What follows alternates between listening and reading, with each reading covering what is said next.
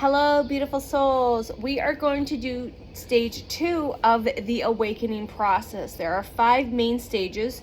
Sometimes you'll see maybe a 6 or 7, but I'm going to focus on 5 right now. And if I decide to go further and I can co-create and collaborate some more information, I will share that with you, beautiful souls. And again, as always, I intend my videos to reach those. Again, when you're ready to receive for your highest and best good through divine light, divine love, divine truth, divine power, and divine wisdom. And again, no coincidence that I landed here. You either clicked play because you were ready for this information, you were guided, you were nudged by your team, for your highest self, by source to click play, or they've placed me in front of you because they feel that you're ready to receive this information, maybe some clarity, some confirmation, because that helps. You know, having gone through this myself, I didn't really have this confirmation or information until way past the fact. I'm like, oh, what stage am I in? I'm already like in stage 4. You know what I mean? So again, this is just sharing my real, raw, authentic frequency and energy in the best way. And there's many ways and information out there on this.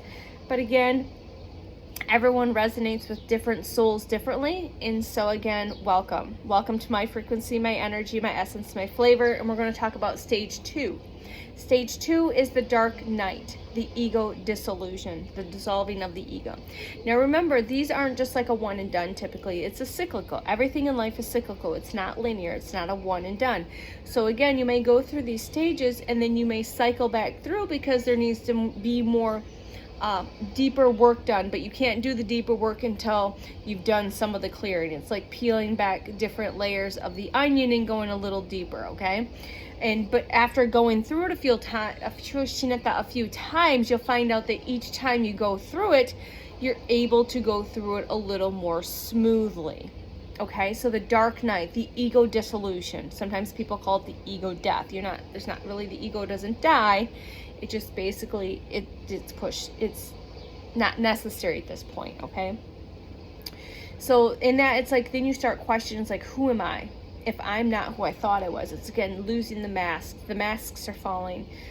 You're surrendering to this version of yourself that's who you thought you were, like Tanya as a personal trainer, or Tanya as a health and wellness coach, or Tanya as this, or that type of thing. Like, who am I if I'm not who I thought I was? Okay, so what happens during stage 2 is the old identities start to fall apart. They start just dissolving and falling apart. You just like, again, who am I?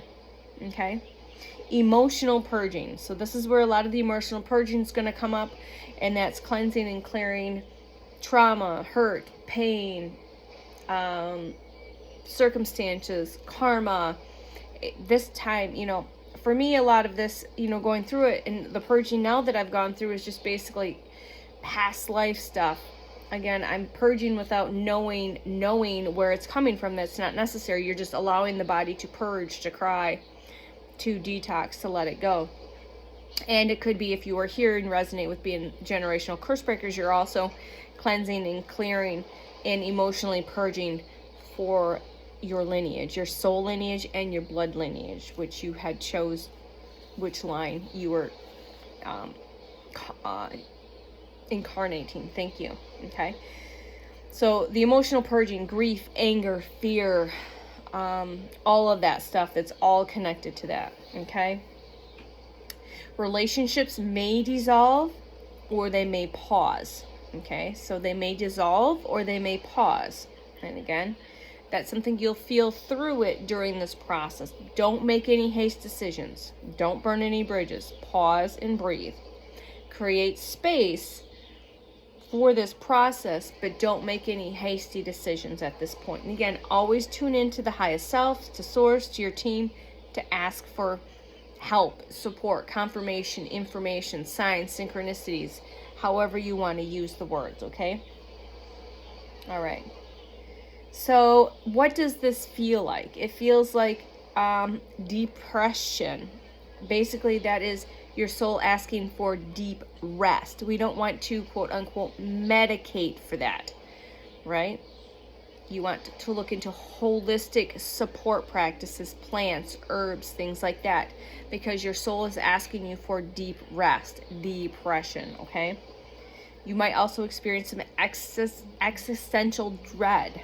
Okay, that is again part of that fear, especially that is, yeah. You might have a strong urge to withdraw. Honor that. Don't judge yourself. No judgment, non-judgment. Do not judge yourself, okay? Strong urge to withdraw. You might feel a loss of control.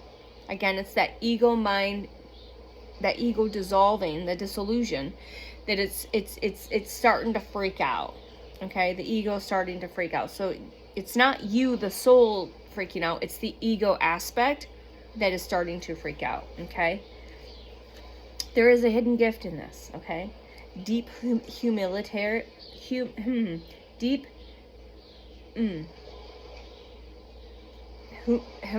I can't talk. Deep humbling. I can't say the other word right now for some reason. My brain and my mouth are stroking out. Radical honesty. So you have to become more and more radically honest with yourself, okay? In stage 2 of the dark night, the ego dissolution, I'm going to now talk about the primary chakras and some nutrition stuff around that. So the primary chakras associated are the sacral and the solar plexus. So in the first stage, it's the root, it's the grounding, it's the safety. Okay, and you can go look into each for the chakras. I'm just giving you a touch real quick. The sacral chakra is that creative center. Okay. That sexual energy. The solar plexus is the soul, the seat of your soul, standing in your power. Okay, so this is learning to stand in your power. Okay, the nutrition for this stage is your appetite may drop or it may spike. Again, don't judge. Again, having come from the health and wellness industry and nutrition industry, I didn't have this information. I didn't have it till way after the fact. It was probably out there, but it never was presented to me at the time. It's always usually right at the end or afterwards is when my team presents it to me, or I get the hit, go check this out type of thing, that like inspiration to check something out. So I had already become really intuitive with that. So at the end of 2024, I had already intuitively started removing meat, removing poultry, removing fish, removing dairy, and transitioning naturally, not by choice. Again, there's a whole nother story on that. I'm pretty sure I did a video on that transition, or many transitions. And just, this was a natural transition. It wasn't a decision to become plant-based. It was not a decision to be this or to be that. It was a natural ebb and flow in accordance to the constitution of my physical avatar telling me through my intuition what I needed and what I didn't need, what I needed to remove, what I needed to add, what I needed to supplement, and so on and so forth, if that makes sense, okay? So don't judge yourself. If your appetite changes, drops or spikes, or if you are called to remove certain foods, please listen to that, because what's going to happen is your soul, your body is asking you to move that so it can do the purging, the cleansing, and detoxing a little more with ease, and less discomfort. And what happens if you fight against it, that you're going to physically probably have more discomfort, okay? So you're going to probably maybe experience some inflammation for sure in the joints, in the tissue, old injuries coming up and things like that. Digestive distress is very common because it's that solar plexus, sacral chakra area. Excuse me. Okay, you also might find yourself emotionally eating, or a loss of interest of food. So on the emotional eating aspect, I'm going to give you my tools as a nutritional health and wellness coach. Is if you're finding yourself emotionally eating, eat nourishing foods, eat lots of fruits. Maybe not so many vegetables, because vegetables are really hard to digest unless you cook them really well. But eat, if you're going to emotionally eat or overconsume really healthy, nourishing foods, like the fruits, like the well-cooked vegetables, like the root vegetables that are suggested when you are going through stage 1, okay? Just eat in abundance. And if you don't feel like eating, don't worry about it. Your body is of great complete intelligence and consciousness of itself. You're not going to starve. Just make sure you stay well hydrated and well mineralated, which basically means you put salt in your water, you put salt under the tongue, you use mineral drops, You use maybe some greens powder, you get lots of minerals in. Don't worry about the solid food. Your body is an innate intelligence. Allow it to do what it needs to do. So if you don't feel like eating, that's perfectly okay. And you're going to find this ebb and this flow with this, okay? You'll find that there might be a few days where you eat very easy to digest fruits, maybe some smoothies and things like that. And the other day, for a day or two, and the next day you might need more heavier grounding foods like oats and sweet potatoes, okay?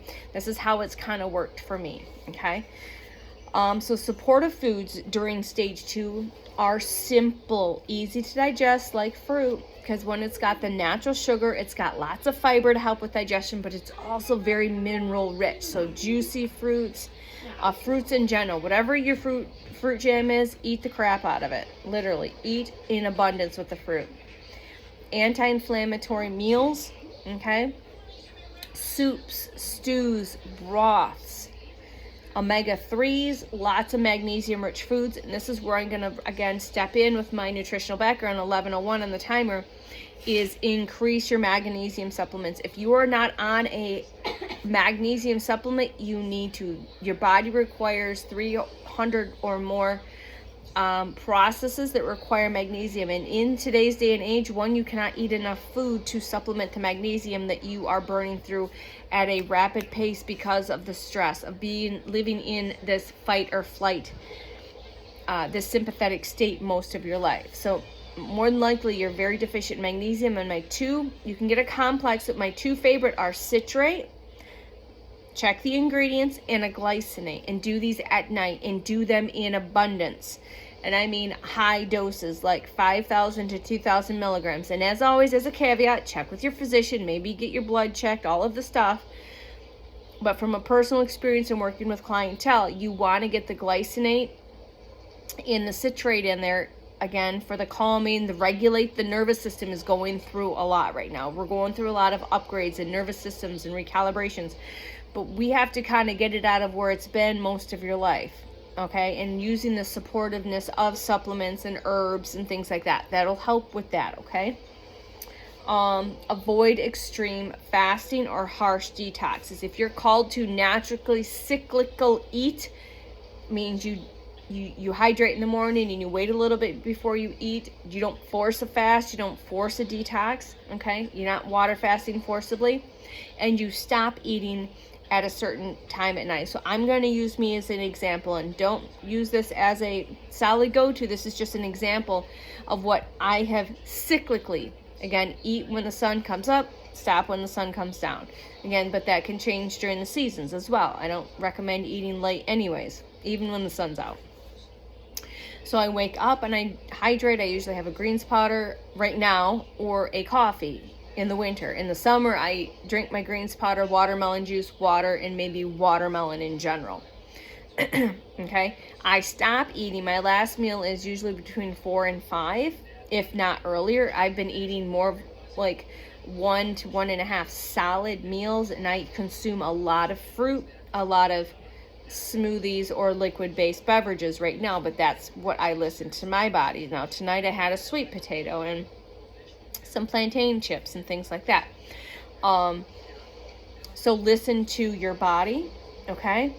And avoid any extreme fastings like that. Stop and start, but don't force it. Listen to your body, okay? For your nervous system, so important. The nervous system has been overloaded for so long, or it's going to collapse. Like you might feel like you have you might feel like your nervous system is overloading or collapsing. Okay, and if you know what that feels like, and it can be very uncomfortable. That's why using things like essential oils and calming teas and magnesium supplements and herbs like tulsi and ashwagandha and different adaptogenics that might support you for your nervous system, very, very important. Okay, you might have this freeze response, that fawn, right? Fight, flight, freeze, or fawn. So that freeze response might happen. You might panic, or you might have these depressive episodes. Basically, if you're having these depressive episodes, your body is screaming at you to give it deep rest. salt baths, salt showers, grounding in nature. Again, going back to stage 1, very important, okay? Helpful practices are co-regulating your system. Safe, doing things that make you feel safe. Grounding, like I said, barefoot in the nature, hug a tree, take a walk. Other humans that you feel safe. And animals can be a very supportive, helpful tool if you have a pet, okay?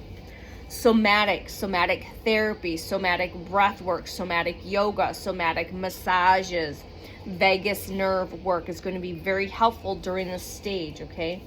Very gentle meditation, okay? Your relationships during stage 2, you might experience breakups or that distancing is part of it, okay? You might need more time for solitude. Honor and set the boundaries and say, I need more quiet time. I need my quiet time. I need more solitude. And if the partner, family, friend, whatever it is, or coworker, it could be anything, is not respecting that boundary, that's a situation that needs to be addressed. You need to speak your truth during this time. Again, we will be getting to that further down the road, okay? So, honor the need and call for solitude, okay? So the lessons with this particular stage is you are not broken. I swear to you, I know you're going to feel like you're broken at times, but I swear you, and I promise you're not broken. You are not, okay? You are shedding really, really heavy armor. You're losing and those masks are falling off. And again, you didn't put these on knowingly. These were a form of protection to get you to this point, okay? And it's again like cutting the sandbags off the balloon. It's like taking the bricks out of the backpack. We've been carrying this shit for so long, we forget. It just, the adaptability of the humans, like you forget about all of this heavy armor, all of these masks that we put on, all of these bricks we put on this backpack, or sandbags, or whatever terminology and analogy you want to use, is that we forget that our body adapts, that we've been carrying all this stuff, and when you start letting this stuff go, kicking the bricks off, taking the armor off, dropping the masks, cutting the sandbags, you start to feel lighter and freer, okay? So I hope this helps. This was a little longer than stage 1, but again, some stages need a little more in-depth conversation, so that's why I'm going to break these up into their each own individual video. And whichever video you check out, perfect, maybe all of them perfect. Again, this is just confirmation to say, yep, I've gone through stage 2 and this is kind of how it rolled out for me. I can relate, I can resonate. And again, you will know if this resonates for you, okay? And if you're now just starting through the process, you're just starting to wake up, just know that you are not the only one, and there has been many more that has come before you, and that's why we're here. We're here to help and support you in any way, shape, or form that we can, because we're here to support each other on this in this process and through this process. So I will see you soon, beautiful souls. I love you. Bye.